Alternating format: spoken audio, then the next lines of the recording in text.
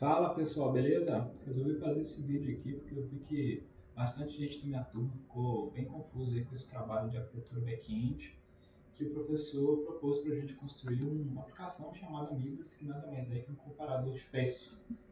A proposta da aplicação, basicamente, é a gente construir um serviço que seja capaz de receber uma URL aqui de uma nota fiscal eletrônica. Estou com um exemplo aqui de uma nota fiscal eletrônica do governo de Minas Gerais e consiga extrair as informações relevantes aqui dessa nota fiscal para a gente poder salvar isso no banco de dados. E posteriormente poder fazer algumas análises, né, como comparar o preço de certo produto ali na tua região, comparar o preço em diferentes supermercados, comparar o histórico de preços, etc.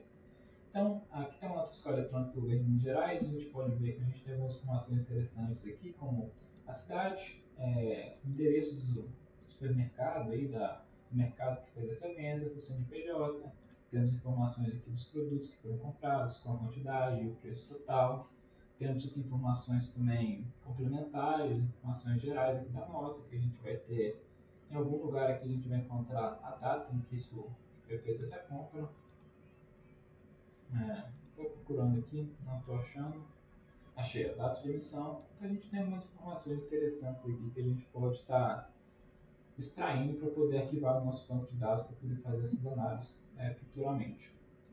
Então, fiz aqui um esboço do que a gente tem que fazer. Basicamente, a proposta é construir 3 microserviços aqui, sendo um chamado de SMS Publisher, que vai ser uma REST API, que vai ser responsável por receber essas URLs e encaminhar uma mensagem aqui para o Scrapper Data, que vai ser o agente responsável aqui para poder ir lá na nota fiscal e extrair os dados relevantes, e o Save Data aqui, que vai ser o agente responsável por pegar essas informações que o Scrapper Data extraiu e arquivar no banco de dados.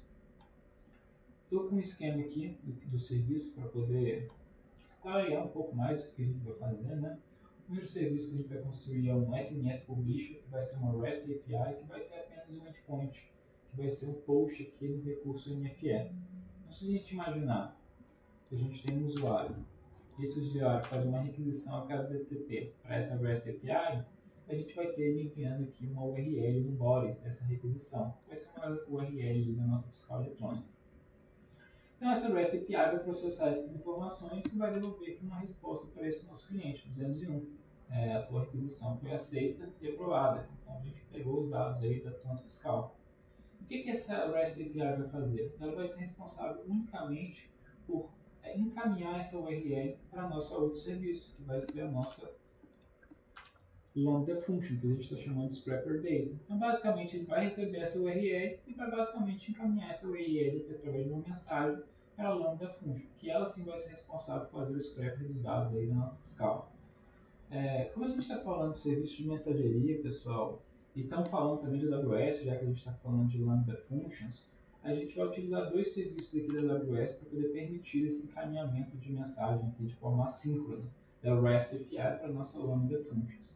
E esses serviços são o SMS, que vem de Simple Notification Service, e SQS, que vem de Simple Queue Service. Queue, em inglês, é fila. Para que a gente está utilizando esses dois serviços? O SMS é basicamente um serviço de notificação da Amazon que permite a gente fazer fan-out.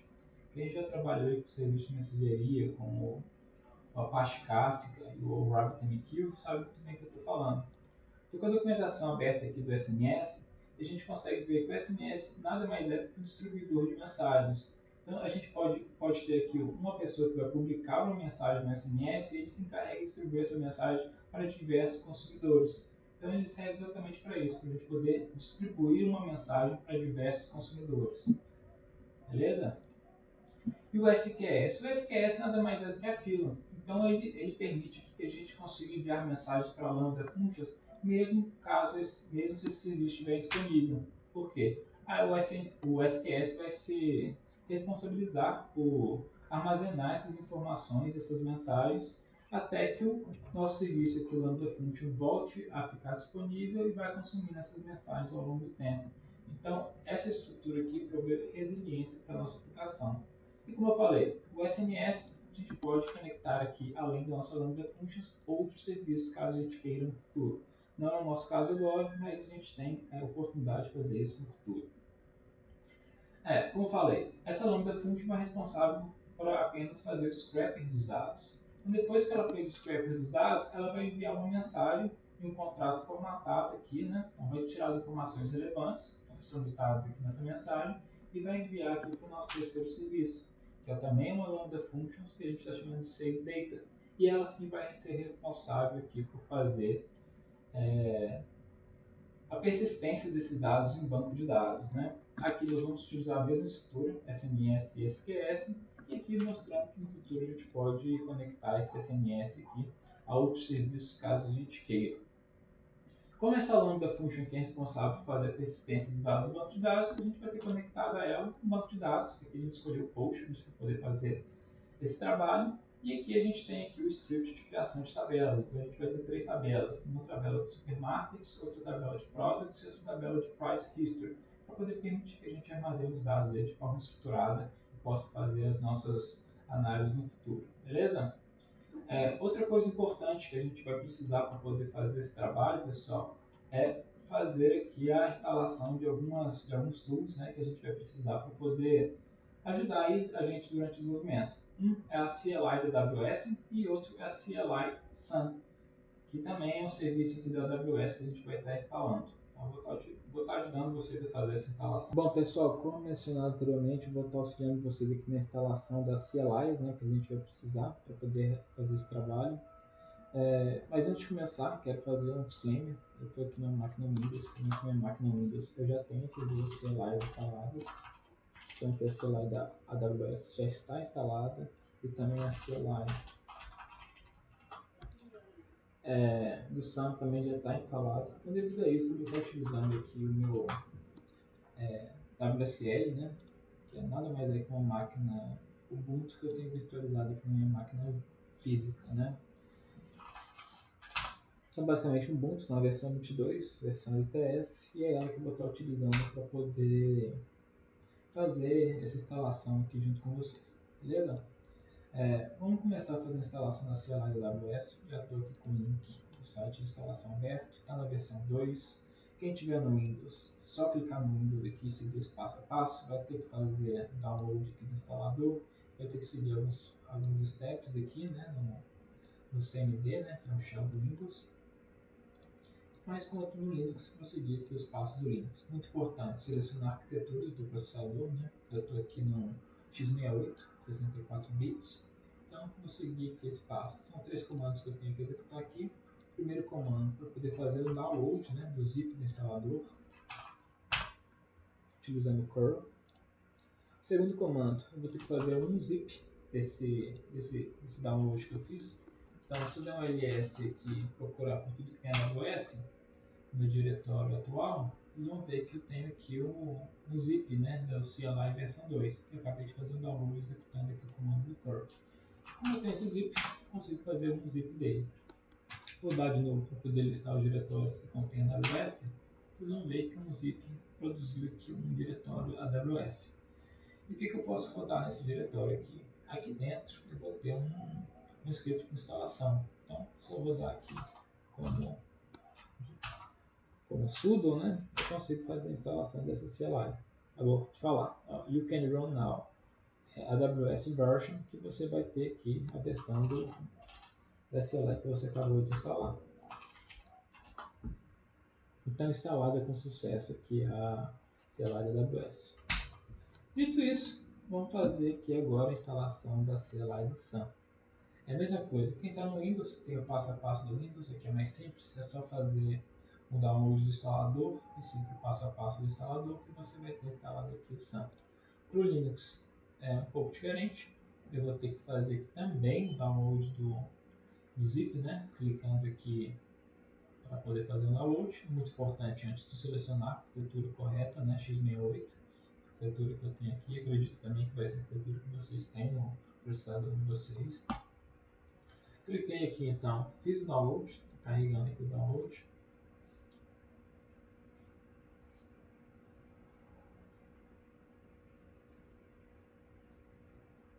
Download feito com sucesso. Agora o que eu tenho que fazer? Eu tenho que fazer o passo a passo de fazer a descompactação desse zip e fazer a instalação aqui rodando o script de instalação que vai estar nessa pasta que eu acabei de descompactar. Pessoal, como eu estou no WSL e fiz o download aqui no meu Windows, eu tenho que ter alguma forma de puxar essa pasta aqui para o meu WSL. Então, para isso, eu vou utilizar o comando mp e vou puxar. Então, está aqui, meu Windows está montado aqui no Mount C User Marcos Download WSL Sans CLI. Aqui está errado, a arquitetura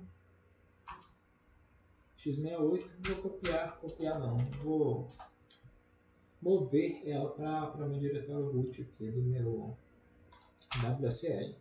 Acabei de fazer essa movimentação, então se eu rodar aqui no ls com grep para tudo que contém CLI e SAN, vocês vão ver que a minha pasta compactada contendo meu instalador já está aqui no meu diretório home, né, do meu WSL.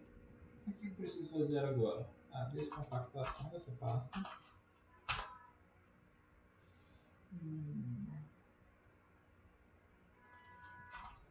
Yes. Yes. Yes. Yes. Yes.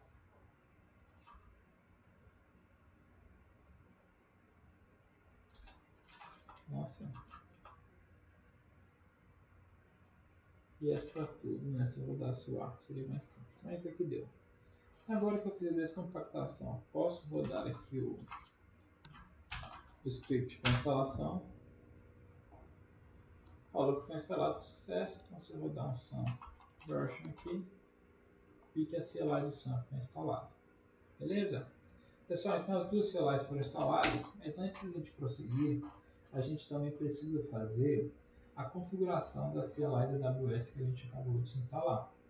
Então como é que a gente vai fazer isso? A gente vai ter para poder passar as nossas credenciais de usuário para a CLI conectar a nossa conta da AWS, perfeito? A gente vai rodar um AWS config e vai pedir aqui algumas informações para a gente. Onde que a gente vai extrair essas informações? Lá no console da AWS. Então vou abrir aqui o console da AWS, vou fazer o login aqui na minha conta. E aqui na minha conta, eu consigo ver aqui em Security and Credentials. E aqui em Security Credentials eu consigo criar uma chave de acesso, que eu já tenho uma criada, que eu estou utilizando aqui em outro lugar, né? Mas eu vou criar aqui uma agora para poder utilizar nessa WSL. Fala aqui onde eu entendo que não é uma boa prática fazer o login utilizando essa chave, existe forma mesmo segura de fazer, mas para a gente isso aqui vai ser suficiente. Vou criar essas chaves, ele me gerou uma chave de acesso, uma chave segredo, né? Pessoal, vocês tentaram copiar isso daqui, obviamente que eu vou excluir essa chave de acesso antes de fazer o upload desse vídeo. Então, nem perca o tempo de vocês. Vou utilizar aqui essa chave para poder fazer o login aqui na minha CLI, na minha conta da Amazon. Então, AWS Access Key ID, basicamente essa informação. Vou copiar. AWS Secret Key Access Key. Vou copiar. Region, default. Qual é a região que eu quero criar? Eu quero criar na região US East 1, que é Norte Virgínia. Então, US East 1. Default format. Vou colocar aqui que é JSON. Pronto. Feito isso, eu já estou com a AWS configurada aqui no meu WSL.